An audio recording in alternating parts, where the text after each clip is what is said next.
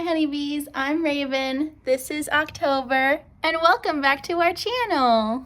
Subscribe to become part of the hive. Be sure to like and ring the notification bell. Thanks honeybees. Enjoy the video. Meow. Hi friends, I'm back. I know it's been a long time since I've made a review video, and that's for a couple of reasons. One, I've been super busy lately. I mentioned this, I think, in the last gaming video I did, which was like, don't quit your day job or something, which was already a while ago. But I got a new job and I was still working my old job at the same time. So for about a month and a half, I was working like 10-hour days between my two jobs for like 7 days a week. And I just like did not have the time or motivation or energy to make videos.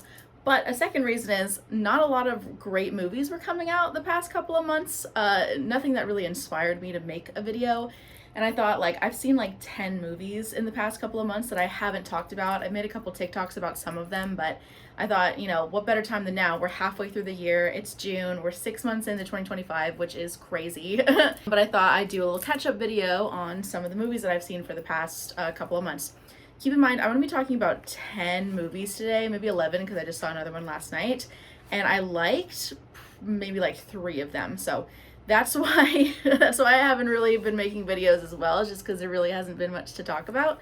But I stay forever optimistic that every time I come on here to talk about movies that it's going to get better.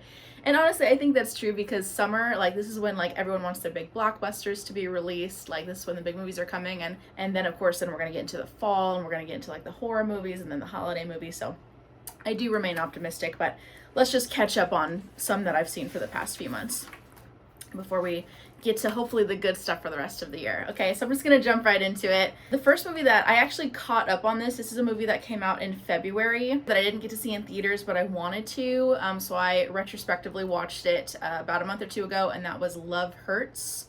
Love Hurts, I'm glad I didn't see in theaters because I really wanted to like it. I kind of like all those, like, not to call every action movie like this a John Wick ripoff, but it kind of is. I don't know too much about like the action movie genre. I've never really been interested in it, and I'm going to talk about that more later. I do like John Wick, and I haven't really seen a movie like John Wick before John Wick, so every movie that's similar to that I think of as, you know, certain actors John Wick. Like this one, Love Hurts, being Ke Huy Quan's version of John Wick, where it just ups the comedy a little bit and adds a little bit of a different romantic aspect. So all these different like John Wicks where they just change it a little bit, you know, I like those, I do. But this one was just, it was instantly forgettable. I watched it and then it was over and I was like, oh, it's over already? What happened? Like, it happened, it went by so quickly. It's a very short movie. It feels shorter than it is. I think it's only like 90 minutes anyway.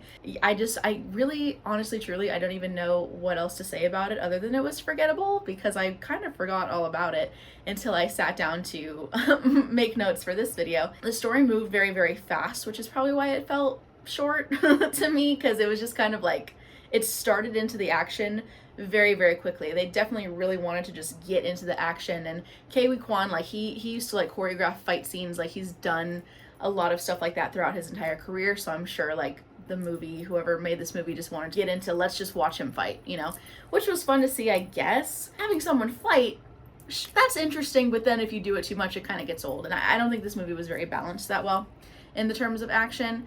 And Ke Huy Quan himself as an actor is fine. He's a cute, sweet man who's a fighter. I always think that that's an interesting little dynamic. Ariana DeBose, I honestly don't remember her in the movie very much at all, or any of the actors for that matter. So I don't know. If you really were interested in what I had to say about Love Hurts, I don't really have anything else to say for you. But like I said, I have 10 movies, so I'm not going to get like super into detail about all of them anyway. So we're kind of just knocking out Love Hurts first because it was very early in the year. It really wasn't worth my time, honestly. I give it 1.5 out of 5. I do not recommend it. There's plenty of other better movies just like it.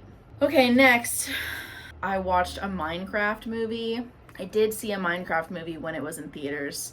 I was curious about it. I've never been into Minecraft. I've never played Minecraft.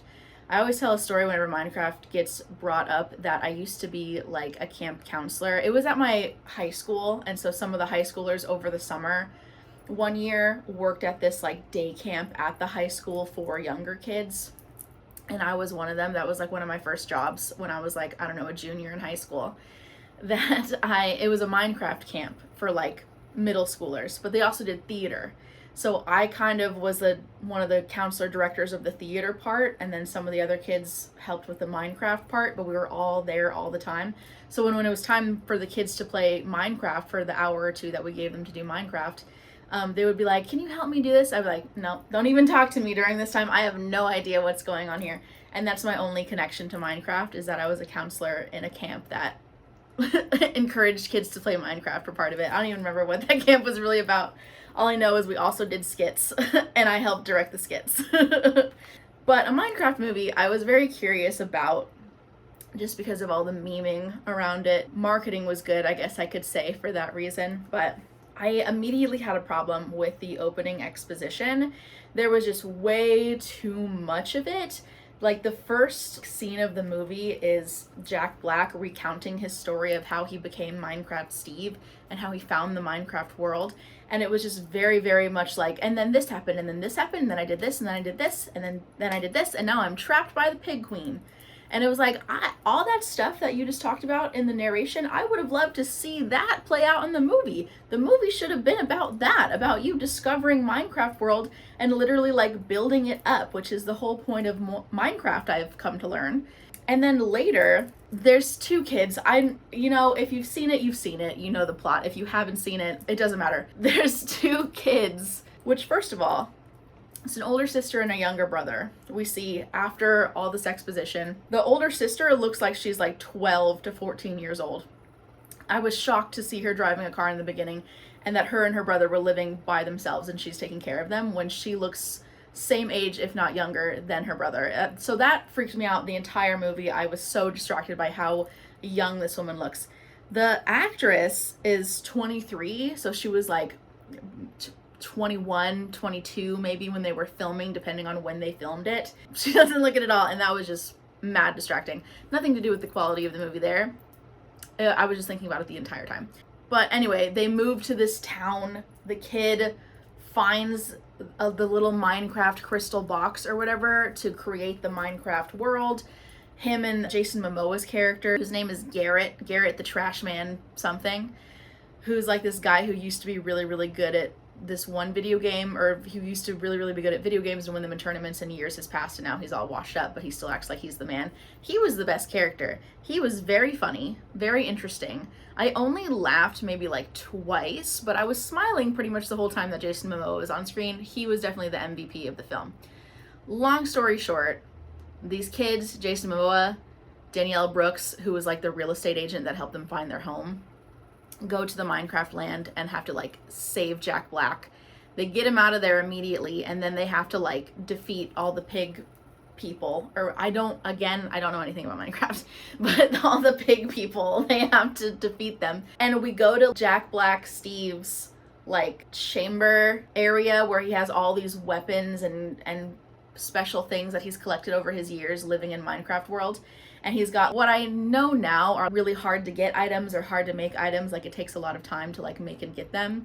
And he just like has all of them at their disposal. And then they just use those in battle. I want to see how you got them if they're so damn hard to get. I want to see you fighting creepers, seeing them for the first time and learning how to fight them, and zombies and all these other weird shit that I didn't know was in Minecraft. I want to see like how you got to this point. Minecraft Steve, Jack Black, like it all just kind of was there. And it would have been a far more interesting movie if it was just about like Jack Black becoming Minecraft Steve, and then maybe in just the last half of the movie was all this like kid stuff. But the two kid characters, the brother and sister, completely uninteresting, very, very one-note character. The kid is like the smart, nerdy kid that gets picked on. The older sister is just like older sister, protective of her brother, trying to live her life and get a job and whatever. There really wasn't much to her. Danielle Brooks was kind of like a caricature, like funny character who's like, yeah, I am a real estate agent, but I also run a petting zoo out of my car. And it's like just quirky for quirk's sake, I guess, because it's a comedy. Kids like that kind of stuff. Kids like randomness. And then, like I said, Jason Momoa, genuinely funny, interesting character. Would love to see a spin-off movie all about him. And that's it. That's all I have to say about a Minecraft movie. I give it 2.5 out of 5. Number 3, this is the one, spoilers, the one movie on the list I loved, Sinners. It should go without saying that there's going to be spoilers for a lot of the movies that I'm going to talk about on this list, at least when it matters. And Sinners is one of them that I'm going to have to spoil. But it's important that I'm warning you about it, because if you haven't seen it, don't watch this part of the video, skip to the next part, because I highly recommend Sinners. Did I say if I recommend the Minecraft movie? I don't. But, you know, if you want to, like, get high and have fun at home, maybe I feel like there's better movies to watch in that scenario too. So I don't really recommend it, but if you're curious about it like I was, go ahead and watch it. Sinners, definitely recommend. So if you haven't seen it, come back to this video later. Sinners was fantastic. It's important for me to note that I saw it in like the best possible circumstance. I saw it at AMC Universal City Walk, which is the big AMC movie theater, Universal Studios. Biggest screen you've ever seen in your life, presented in 70 millimeter. And that theater is insane. I saw Oppenheimer in that theater. It was insane. I saw Top Gun Maverick in that theater. Oh my God, I didn't even like that movie that much, but it like was like, whoa, you know, like Avatar in that theater went hard. It's a really great theater to just have a movie like in your face, you know? And Sinners was the perfect movie for that. Because one of my favorite parts about Sinners was also the soundtrack. Just the music and sound in general was incredible throughout the entire film.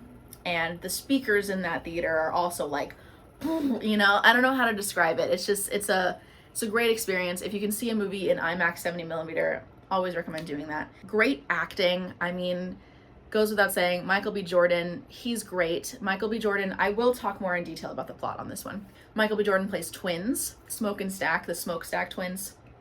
He plays twins, Smoke and Stack, who are coming back to where they used to live. So while they're there, they're like traveling, they come back, they meet up with one of their cousins named Sammy, who's the son of a preacher. He wants to play music, which is a sin, and he wants to kind of live his life, and he really looks up to his cousins, Smoke and Stack. Smoke and Stack are trying to build a nightclub. They have bought this property to turn it into a nightclub.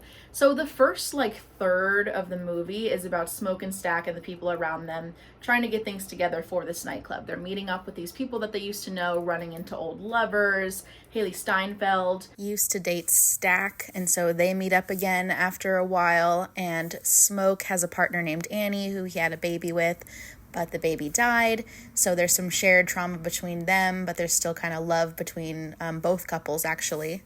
So they both have their own little romances, and those relationships are building up. Sammy with his music and building up his confidence to do that. Everything is coming together for the nightclub, getting the food, getting the entertainment, getting the people to come, getting the drinks.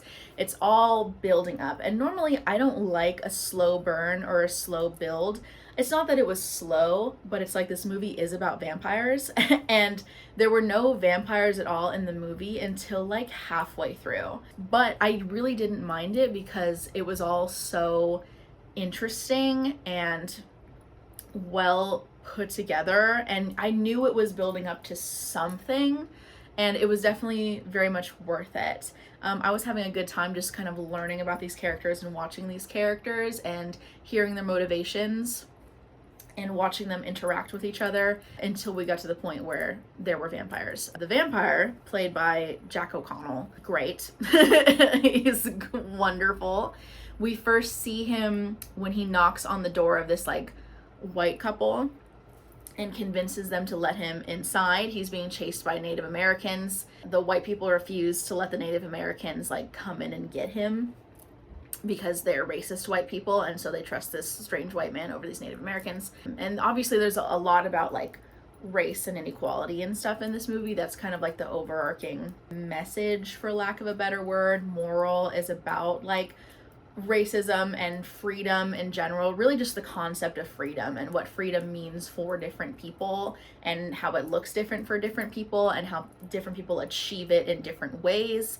And I thought that was very interesting. It was very, very dynamic in that way as well. Then those two plot points come together when the vampires, who I like the portrayal of vampires in this movie. They're like a hive mind. So once Jack O'Connell like turns anyone else into a vampire, they now have like a collective conscious essentially, where their whole goal is just to like turn other people and get into the nightclub to turn other people, or get everyone in the nightclub to come out and turn them. And slowly they start achieving that and feeding off different people and turning different people until the army of vampires, the army of hive mind vampires, kind of just rises. It gets to a point where one of the twins turns and one of the twins does not, and so they have to kind of battle it out at one point, which was also an interesting turning point because they are twins and they've been so close to this point.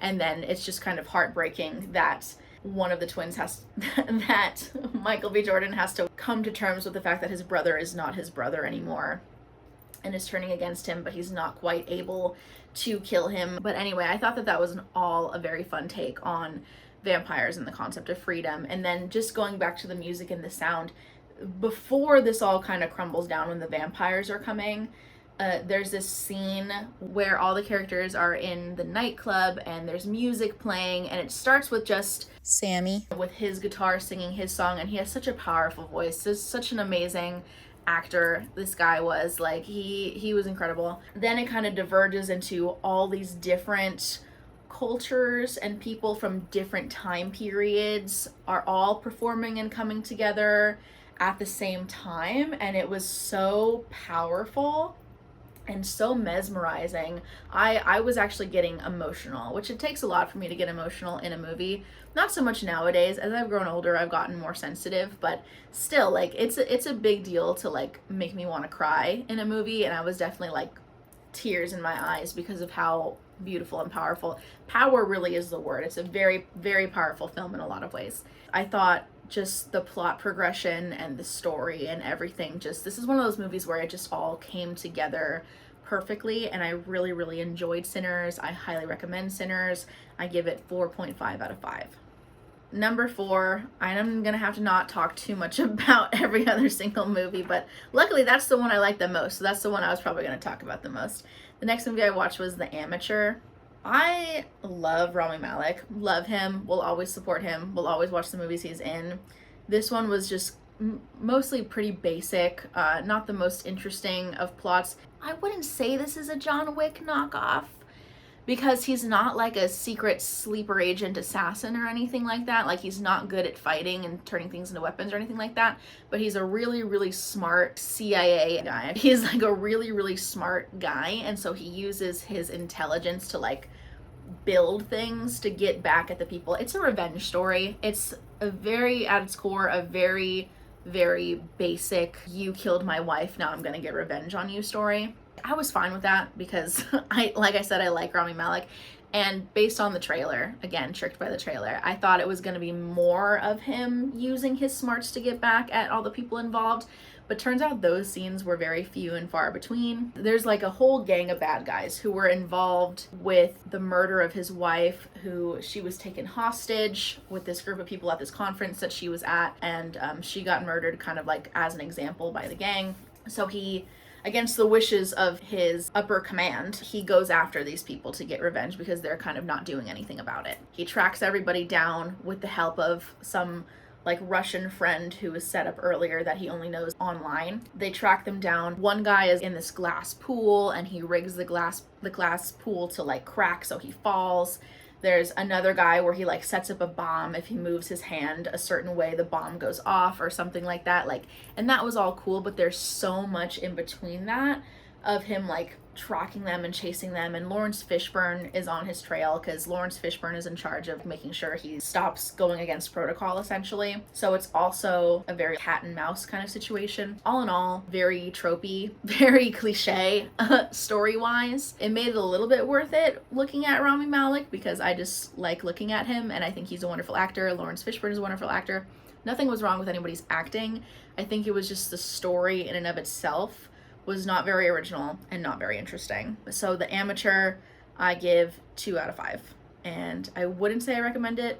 If you're a Rami fan, watch it, but it's just another movie, honestly. Okay, next I watched Until Dawn. Until Dawn, it's not one of the movies that I said I enjoyed, but I didn't hate it. I was entertained. I wanted to watch it because way back in the day, I watched Markiplier play Until Dawn, the video game. So I knew somewhat a little bit about the game because of that, because I watched that when I was in high school. Another Rami Malek link, he was one of the voices in the original Until Dawn game, and one of the characters was rendered off of him, as well as some other actors, but he was the one that I cared about because I liked him. So I was interested to see the movie version because I knowing what I know about the game, like I just love horror in general too, but also I thought like, oh, fun. I always like to give video game movies a chance because a lot of video games do have really good stories. If you've seen my gaming videos on this channel, I mainly try to go after games that are story based because it's kind of like just playing a movie.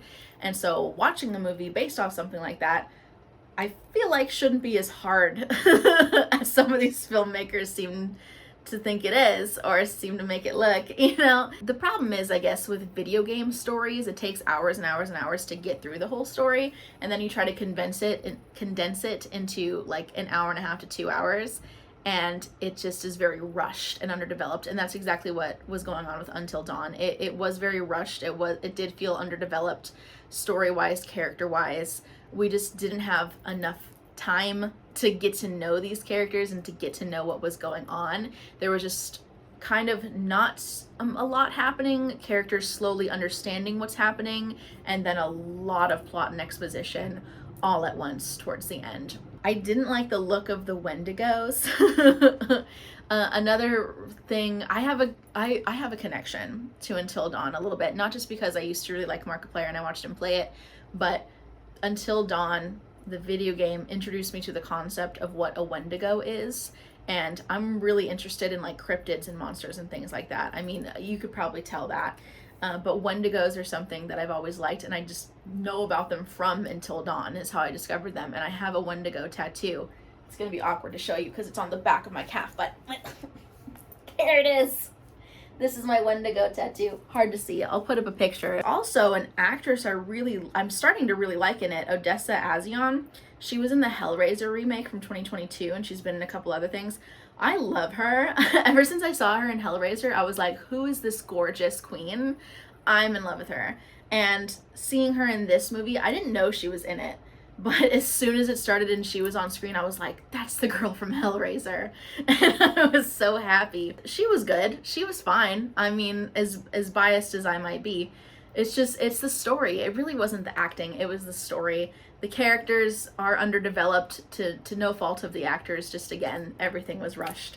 There was a point where I blinked and I felt like I must have missed a couple of scenes because it was like all of a sudden so much time has passed. And I was like, wait, did I miss something, or did they just like not include that part and they just kind of like whipped past the bulk of it?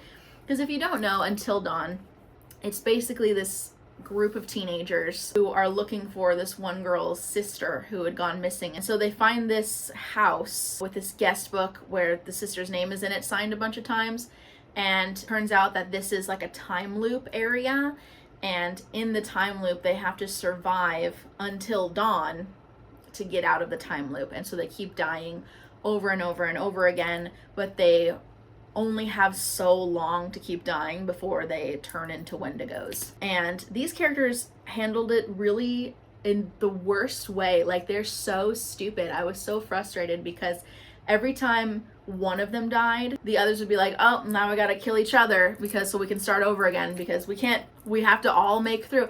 We need to go and find Clover before something permanent happens. To do what? We're gonna go and find her, and if she's dead already, we're gonna kill each other. And start over, again. Sounds like a plan. Ape first. Wait. Just wait, hold on. Say we start over. What then? We just keep running away until we run out of chances? Are you fucking serious? I don't want to live knowing that I'm alive because someone else is dead. Because Clover is dead. Look at us. How many more deaths do you have in you? No, like, if I have a limited amount of times that I'm coming back and I know that, like, psychos are chasing me, trying to murder me, everything in this house and area is trying to murder me, I drink the water, I explode. I go anywhere, a guy fucking axes me. Everything is set up to kill me and I have to survive until dawn. If my friend dies, too fucking bad. I'm still gonna try to survive because no way am I gonna die painfully over and over and over again because you got your ass killed. And that was a problem I had with my girl Odessa, because she was one of the characters who was like, oh no, she died, so now like we have to kill each other. Her boyfriend character was like, no, and she was like, you're an asshole because you don't want to die right now. I don't, what? Girl, what? Sorry your friend died, but you can live, like it's fine. She'll reset and go again, like, and get through it her own way. You can keep going. Like, it was dumb. And then, so they're going through that, and then all of a sudden, it's been 10 times, and we only saw the first couple, so we skipped past it. And obviously, you're not going to show every single time, but it did, the way they presented it, it just felt like I missed something, which is never good in a movie, like feeling like you missed something. But they make it out in the end. They find out that the sister turned into a Wendigo, and there's no going back from there, so they can't save her. But the important ones make it out, and there you go. I almost didn't even really remember the ending, and I kind of still don't because it was also kind of forgettable. A lot of these movies are, I would say, are forgettable, and that's why I just forgot to make reviews about them or didn't think it was worth it. So Until Dawn, I give 2 out of 5. Wouldn't recommend. If you've played the game or have any relationship to the game, you might as well, to be a completionist, watch it. It's not terrible, but it's also not in so bad it's good territory. It's kind of just like a mediocre movie. Speaking of, the next movie I watched was Clown in a Cornfield. This movie would be perfect to have on in like the background of your Halloween party. Like, it's just playing, no one has to pay attention to it. Every once in a while you look at the screen when there's a clown on killing somebody, and then you go back to your conversation. It just sets the vibe. But even then, something like Trick or Treat or something would be better. But it's semantics, you get what I'm saying. It's a good background film, if anything. It's one of those ones that you could scroll on Shudder and you're like, Clown in a Cornfield sounds hilarious, let's put that on.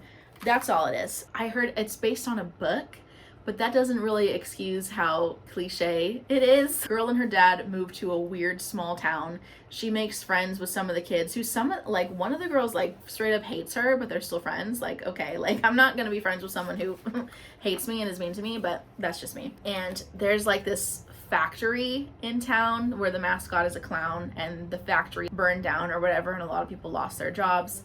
And the clown like comes back and is like killing these kids, and these kids, every single adult in this town has it out for them. The adults hate the younger generation, and it's very, very much on the nose of like generational commentary, essentially saying that like older generations hate like Gen Z and millennials. I think it's mostly aimed at Gen Z.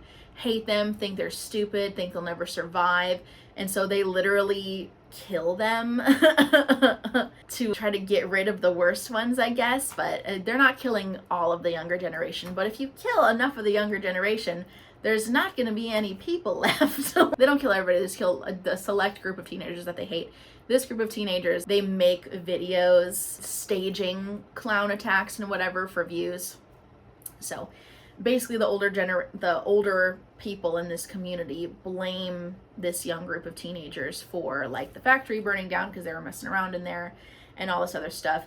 They're scapegoats, which is again part of the commentary of the younger generation is ruining everything, and which doesn't make any sense because the younger generation just got here. It's the older generation not wanting to take accountability for the systems that they've created, so they pin everything on the younger generation. And that's what this movie is trying to say, which was fine. Fine message to have. Very on the nose, not subtle at all. That's fine, doesn't have to be subtle. That was the most memorable part of it, you know? I don't really remember much of the clown kills or anything like that. Nothing was really, like, there was nothing in like the gore or horror aspect of the film that really stuck with me, but the overarching message, very relevant, I guess. So at least it has that going for it. And it wasn't boring. I was paying attention the whole time, and I was interested to see what was happening the whole time.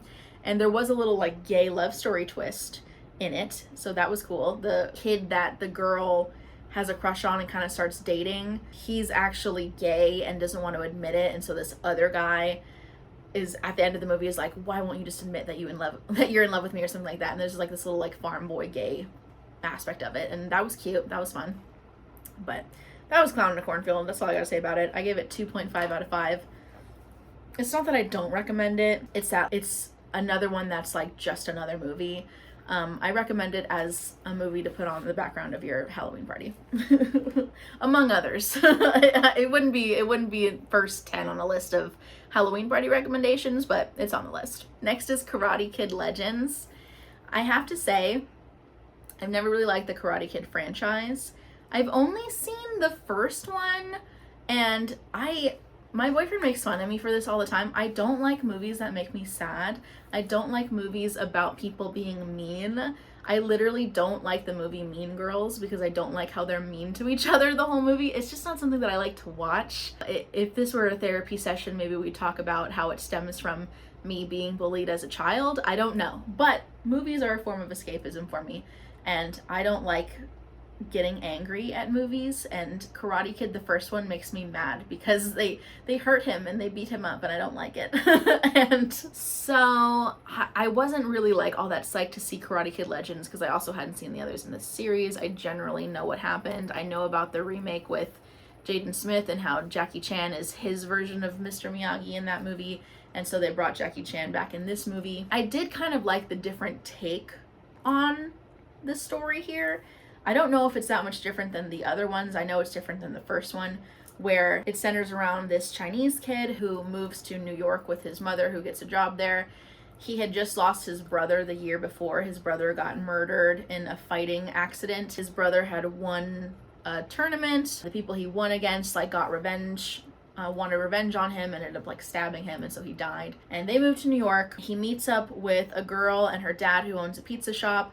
The dad is an ex-former fighter. So for the first part of the movie, our main kid is actually training the dad to fight because some people are after him for debts or something like that. Very much a New York gangster mob situation where guys are after him and he has to learn how to fight and defend himself. But then our main kid gets into his own troublesome situation, and to show up a guy who is constantly harassing him and the girl that he now likes, he decides to enter this big citywide karate tournament. But the guy he's facing off against is really, really good and wins every year, so he needs extra training because he's not quite good enough. So Jackie Chan and then Ralph Macchio, who comes back. Jackie Chan goes and finds Ralph Macchio and is help me train this kid. And Ralph Macchio's no, but he does it anyway. And that was a fun, cute scene. I like Ralph Macchio. I just didn't like when everyone was mean to him in the first Karate Kid movie. So then they have a couple days to train him. Obviously, happy ending. He defeats the kid in the end with something that was set up earlier. He tried to do a certain move. The kid deflected it. So he spends a lot of his training working on a different way to land that move so the kid can't counter it. Uses it in the end, does his special maneuver, defeats the other guy. It all works out in the end. So, yeah.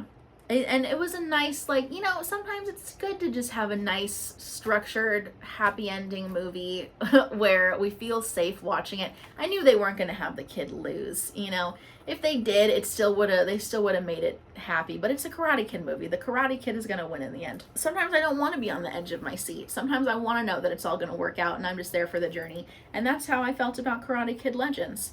So it was good. It was fine. Really don't have much to complain about. As far as the 6th movie and a sequel goes, it was pretty good. So I give it 3 out of 5. I guess I would recommend it. I mean, if you've seen the other Karate Kid movies, see this one. But if you haven't seen the other Karate Kid movies, I think it is still good as a standalone. You don't need to know the whole past of Ralph Macchio and whatever. I think it's fine regardless, which is also the make for a good sequel in any capacity is, can it be standalone? Do you absolutely have to have seen the originals? And you don't. You'll get more context, but I think it's still a good movie regardless of that. The 8th movie to catch up on is Bring Her Back. From the makers of Talk to Me. I had pretty much the exact same issues I had with Talk to Me with this movie.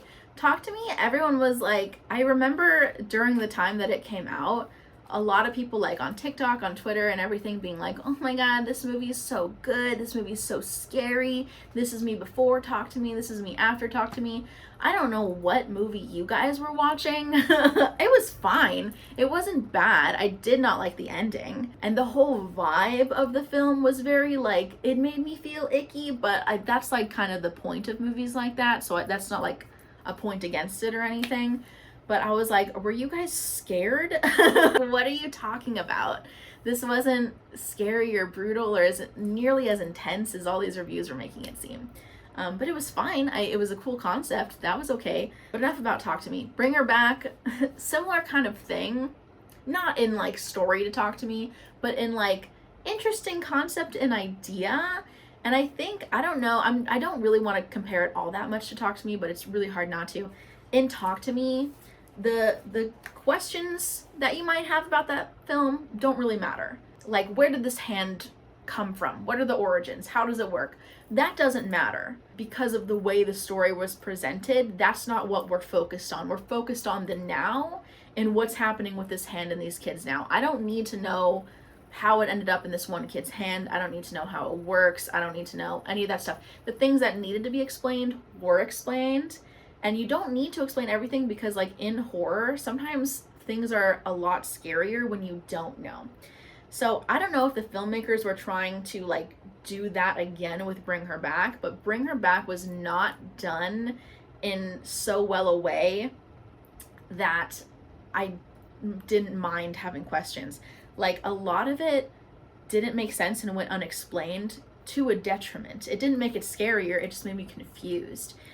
So it's hard for me to even recap in few words, but Bring Her Back, essentially, there's a teenager and his young sister who's blind. Their dad dies. He like falls in the shower and dies, and they go to live with this foster mom. And the foster mom, played by Sally Field, is like really weird. Like, she's really nice to the little girl, outwardly nice to the teenage boy. She didn't really want him, but they were kind of a package deal because they were brother and sister, and he's planning on getting custody of her when he turns 18, like a few months from that point. So they kind of have to stick it out with this foster mom. Foster mom is obsessed with the little blind girl. She previously had a daughter who was blind who died. She like drowned in the pool, and now she's getting really, really attached to her blind new foster daughter. And then slowly we see her start to kind of like terrorize the teenage boy without his knowledge. She's like pouring pee on him when he sleeps, so it looks like he's wetting the bed every night, and just doing little things that make him look and feel crazy to kind of like set him up and set up a case so that she can keep the little girl. She's also fostering this young boy who like doesn't speak, is locked in the room all day. Very weird vibes from him. And then as the story kind of unravels, we see that there's something supernatural going on with this little boy.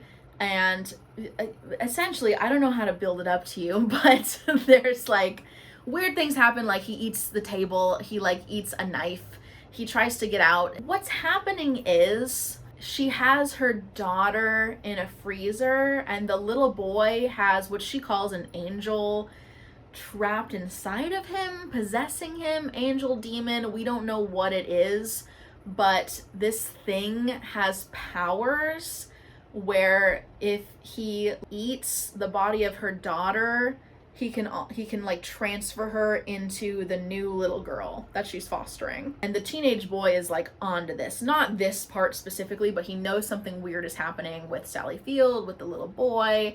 Violence is starting to happen. He tells the social worker, they are on the case. Sally Field kills a social worker, and it's like this whole thing. And her motivation is obviously like she wants to bring her daughter back. And the little girl is like believing everything Sally Field says. Sally Field is lying to her about everything, about what things look like, what's happening, turning her against her brother. In the end, weird, sad ending. Same thing with Talk to Me. I didn't like the weird, sad ending. Even if it's a horror movie, I don't like sad endings. You don't have to have an obvious ending. It doesn't have to be a happy ending, but I hate a drab ass ending. Like, I hate it. She doesn't transfer her daughter into the little girl. Little girl gets away, but Sally Field kills her brother. So now brother's dead. So he didn't get to save her. He didn't get to take custody of her when he turned 18. And that was very sad because I really liked him. Like, he was a good character. He was a good actor. I was very, very sad when he died because I felt like a lot of this was about getting over trauma. A lot of him getting over trauma. He's pretty much like the main character who's trying to like solve whatever's happening here and fix it. And he's like has PTSD. He doesn't want to take a shower. He hates being near the shower because he sees his dead dad every time he's in there. He has trauma from being like beaten and abused by his father, and he tries to hide that from his sister. He loves his sister very, very much, and they go through a whole journey of their relationship there. That part was good. I liked that part. That was very emotional, very deep, and then it all just kind of like didn't matter in the end, which really sucked. Sally Field does get caught by police. The little boy turns out to be a missing little boy that I guess she stole and somehow trapped the angel slash demon, whatever it is, inside of him. We don't know how, we don't know when. She lies and says that that kid is her nephew, who is a separate person. We don't know where the real nephew is, or if that was just a cover because she stole this little boy and somehow nobody has checked on her and seen that it's not really her nephew because they look different. Lots of questions there. What is this thing? How does it work? Videotapes of this process that she keeps watching to try to figure out how she needs to do what she's doing. And it's obvious that she just like researched into some black magic to try to bring her own daughter back, but I would have liked to see more of that, of what's going on in these videotapes, because also, who are these people and what are they doing? I don't know, but she's following whatever it is that they're doing. I guess I don't care. I don't need to know how she kidnapped this boy. I get it. She kidnapped that boy. What is this thing possessing this boy that's causing him to eat furniture and eat people and turn and put them in other people? Where did that come from? That's something that I kind of need an explanation on, at least a little bit. You don't need to go into it all that much, but I need a little bit. So in the end, I had a lot of questions and I was frustrated and I was sad. So bring her back. What did I give it? I gave it 2.5 out of 5. I was disappointed, and I really don't like the trope of like adults not believing kids until it's too late. That's another theme for a lot of these movies, tropey, cliche. I've gone on a speech about this before. Tropes are not bad. They are bad when they become cliche. And so this is more of a cliche, I think, at this point, that really I think it's just because it frustrates me personally. Like in movies like Nightmare on Elm Street or something like that. Clown in the Cornfield was very similar, but it kind of a twist on it, so I'm not gonna like blame it for that. But where something is happening to these kids and none of the adults believe them, so they have to like fend for themselves. And it's like, what? I would believe my kid. If my kid is like, Mom, someone's trying to kill me, I'd be like, okay, what? Where? How can I help you? Because even if there isn't someone trying to kill you, you think there's someone trying to kill you. If you're lying about it, there's a reason you're lying about it. I'm gonna get you help. Like, we're gonna figure this out together, you know? I'm going to believe you. This was different, obviously, because it's really just Sally Field gaslighting this teenage boy this whole time. And he's like, something weird's happening. You're doing something weird. She's like, no, I'm not. You're being weird. You're a little piss baby. You're pissing yourself in your bed. Whole time it's her pouring piss on him. She like goads him into getting really, really angry and then like cries to the social worker like he can't take custody of her. And that was all just like so frustrating. I was so frustrated. But that, I can't really count that as a detriment because it was supposed to make me feel that way. Like we're supposed to be on this teenage boy's side. And Sally Field is essentially the villain here. And so she's doing villainous things. But I just personally, that's like a point in movies that I hate, where it's like you're being gaslit, you're being lied to, nobody believes you, and then you die with no justice or satisfaction. Hate that. So yeah, that's Bring Her Back. I don't recommend it. I can't say I do. Watch it if you want. I don't unrecommend it to a point where I'm like, don't watch it, but I wouldn't like suggest it. Okay, The Phoenician Scheme. The Phoenician Scheme is a Wes Anderson movie. I have seen every single Wes Anderson movie at this point. I wouldn't say I've liked any of them. I kind of liked The Grand Budapest Hotel. I like Ralph Fiennes, and that movie was funny. I don't remember too much about it, but I remember I kind of liked that one. All the other ones, the thing about me and Wes Anderson, I love his aesthetic. I really want to like his movies. I want to like his movies so bad, but I don't. Because as fun as they are to like look at and experience, his characters and stories, I just don't mesh with. And he's so specific of a filmmaker. He's what we call an auteur, which means he has similar themes and things across all his movies, like Alfred Hitchcock or Quentin Tarantino. You know, they all have their things that they like and they do in all their movies, and Wes Anderson is like a really big example of somebody who has a very, very specific style and has very, very specific themes in his movies. Like, if it's a Wes Anderson movie, it's a Wes Anderson movie. If you like one Wes Anderson movie, odds are you're gonna like all of them. They're all very similar. I'm not saying every single movie is the same, but in a way they are. And I want to like it, but I don't, because my problem is his like stories and plots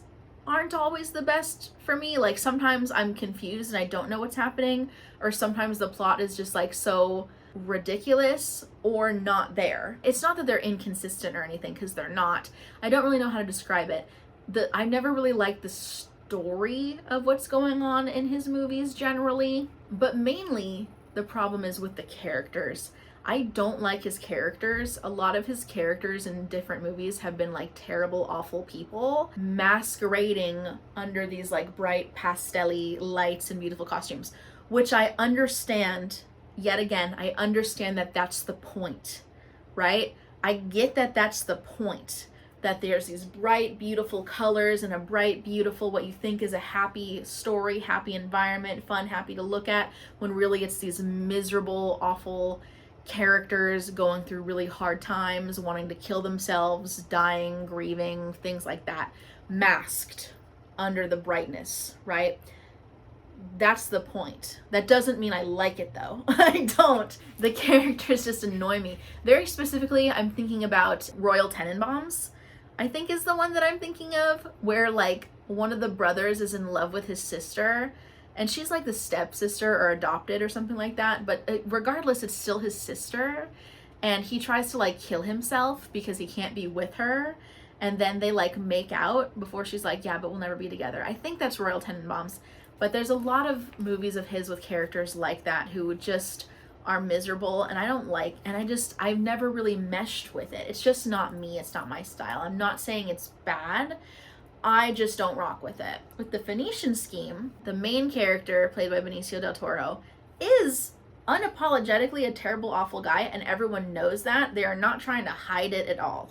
A big portion of it is about him not being a good guy, but trying to become a better guy with the help of the people around him. And I like that. Like, put it just out in the open, right? Put it right out there. Also, his like style of humor. Another thing that's always kind of annoyed me about the characters is they're all like the same. They all have the same personality. They all talk the same way. And that can kind of get on my nerves sometimes. I didn't mind it so much in the Phoenician Scheme. And sometimes you can argue that he gets away with that by making the characters family. And family would often be similar. And in this one, not all the characters were family. The main two, Benicio del Toro, and then who plays Zsa Zsa or whatever his name is, and his daughter, Sister Liesel, who he like gave away to a convent when she was 5. He has this fortune that he wants her to inherit, so he asks her to quit the church and take over his business. And it's kind of like this adventure movie. I really like the structure of this movie. It was a very clear goal, and these are the points we have to get to achieve this goal. Not that it was basic, but it was well structured, and I understood what was happening. So long story short, Benicio del Toro, with the help of his daughter, and Michael Cera, who is originally a tutor for his sons. He has like 10 sons, some of them biological, some of them adopted. He's hired Michael Cera originally to be their tutor, and then he kind of turns him into his assistant. So the 3 of them are meeting up with different investors he has for this certain project to try to get them to invest more money, so that he doesn't have to use slave labor anymore, essentially, for this Phoenician scheme. He's a schemer. He does a lot of like little quick schemes to make money and get rich and stuff like that. And so we're following him on the Phoenician Scheme, where he's getting investors for this certain thing. So we see them interact with these different investors who all hate him. Someone's trying to assassinate him the whole time. He's constantly surviving different assassination attempts. And a funny little thing that happens is whenever something bad happens, he'll be like, no, it's fine. For me, I feel safe. Is this supposed to be here? It was under the lunch trolley. Oh dear. How much time does it say? 18 minutes. Perfectly fine. We land in 10. Myself, I feel very safe. He says that a lot when bad things are happening, and it's funny that just someone's trying to murder him the whole time. So someone's trying to assassinate him, and he's trying to get investors. And the investors are agreeing to different points. No one really wants to give him more money, and hilarity ensues with all these different interactions. My favorite one, there was a basketball scene with Bryan Cranston and Tom Hanks, who are the Californians, some of his investors, and they're agreeing to give him the investment he wants if he and some of his companions are able to like beat them in a basketball game. And it was genuinely very funny. I don't usually laugh at Wes Anderson movies because it's also just kind of not my type of humor. I can see how people would think it's funny. It's just not me. But I laughed a lot in this scene, and I laughed so much at Michael Cera. Michael Cera is the MVP of this movie. He was meant to be in a Wes Anderson film. I'm surprised it took this long for him to be in a Wes Anderson film. My other favorite scene of the movie, the basketball scene was peak. The other peak of the movie, a little bit towards the end, was Michael Cera's like reveal of who his character really is. And I won't give too many more spoilers for this, like I won't tell you what happens in the end or whatever, because I do recommend watching it, and it's a lot more than I could ever describe to you anyway. This is just kind of the core basic of what's happening, but Michael Cera's character has this sort of reveal moment that is so funny. It was hilarious. I can't say I like didn't see it coming, but I didn't see it coming in the way it was presented. So that was great. There's a little bit of romance in there. There's a little bit of everything. Adventure, humor, romance. I thought it blended very well, and it does make me hopeful for future Wes Anderson movies. I haven't hated all of them. I would say I hated a couple of them. Some of them I thought were okay. This is the first one that I genuinely think is good. I didn't mind Asteroid City, the previous one. So from my point of view, they're going up. But all the acting was great. Dialogue was actually really good. Story was clear and fun and understandable. Obviously, aesthetic and costumes and all that stuff was on point as always. So the Phoenician Scheme, I give 3.5 out of 5. I know I'm still a tough grader, and I do recommend it. Last one I want to mention is Dangerous Animals. Dangerous Animals, great summer film, great summer shark movie. I always love a summer shark movie. I feel like we don't have enough good ones. It's all just like Sharknado ass movies, but this one was good. I like the unique take on the shark attack movie, where it's a guy feeding people to sharks for his own entertainment. This guy, played by Jai Courtney, has like this shark boat feeding business, and he kidnaps girls, has this whole setup where he feeds them to sharks, films it, writes it down, watches it, and that's like how he gets off, I guess. He's just watching the tapes of himself feeding girls to sharks on this big like hook thing. And he kidnaps this one girl who is a fighter. She's an American. It takes place in Australia.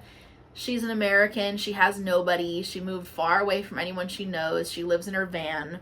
We see her early on. She like hooks up with this random guy and then decides to leave the next morning because she can't have any attachments. You know, she's that kind of cool girl, which also tropey. Didn't mind it. It was fine. She gets kidnapped. She watches him feed another girl to a shark. And so the whole movie is like, she's got to get out, right? Now, something that did annoy me a little bit, which is a problem I actually had with the film Trap from last year. If you saw my review for Trap, I talked about how there was just way too many instances where the butcher gets away and then gets caught again, and gets away and then gets caught again, and it happens so many times. And that kind of happened with this, which I know is like to build up intensity, build up suspense, right? She gets away, he finds her, brings her back. She gets away a different way, he finds her again, brings her back. It just kind of happened one too many times for me, and I could have used like I would have wanted to trade one of those scenes for another shark attack scene, because there's only like 2 scenes of sharks eating people, and the point is that the shark is not the dangerous animal. Jai Courtney is. He's using the sharks, but sharks are not actually like bloodthirsty creatures. He's just baiting them into doing this. You know, guns don't kill people, people kill people. Sharks don't kill people. Crazy guys who feed women to sharks kill people. It's that kind of thing, which is also fun. And for a movie that's like about a guy feeding people to sharks, I would have liked at least one more instance of that. That's just kind of nitpicky, honestly. All in all, I did really like the film. I like the characters. I like the structure of it. I like that a lot of it takes place on a boat. I really like movies where someone is like stuck in like one certain area, stuck in a room, like Saw or Cube or something like that. and they have to like get out of it. So the fact that a lot of it took place on a boat and this girl is just like trying to find different ways to get off this boat and find help, that part I liked as well. That's the sort of story structure that I really enjoy. I guess I don't have to give too much away about that too, but the guy she hooked up with is also like trying to find her at this time, because ever since she left, he like sees her van get towed and he's kind of like on the case on land while she's trying to escape here in the boat. And that was an interesting dynamic too. I like that we got those like that like onshore and offshore perspective there. You knew this is one of those movies where like, you know, she's gonna get away in the end. You know Jai Courtney is gonna get eaten by a shark at the end of this movie. You know that's gonna happen. Yes, spoilers, but you know that that's gonna happen. It was just a point of like, which time when she gets away is the actual time she gets away, right? And it was another comforting thing of like, I can still be thrilled and on the edge of my seat, but I also feel safe knowing that it is going to work out in the end. And for me, I like that. So I really enjoyed Dangerous Animals. This is another one I give 3.5 out of 5. I know, tough grader. Why didn't I give it a 4? I don't know. And I do recommend it. Definitely fun summer movie. Those are the movies that I wanted to catch up on. I did see one others. Last night I saw 28 Years Later. I won't get too much into that because if I talk about it, I'd want to talk about the trilogy as a whole. But just know that I did like 28 Years Later, and I would recommend it if you haven't seen it already. But those are 10 movies I wanted to catch up on from the past couple of months. I am really excited. I have a couple movies lined up in my AMC app that I have tickets for right now for this next coming week that I am really excited for. So hopefully my next review movie isn't going to be another catch up like this one and my last one was, and I can get back to just talking about one or two movies that interest me. So I'm really, really excited for some movies that are coming out later and at the end of this year. But I'm sure I'll have a lot to talk about before then too. And I am still looking for games to play for my next gaming video. If you have a recommendation, I would love to hear it. But for now, let me know what you thought about these movies. Let me know if there's any more I missed. I am still catching up on more that have come out this year as I watch ones that are new. So anything that I missed from the past 6 months, you might hear at my end of the year catch-up video. But yeah, let me know what you guys thought. Like, comment, subscribe, all that good stuff, and I'll see you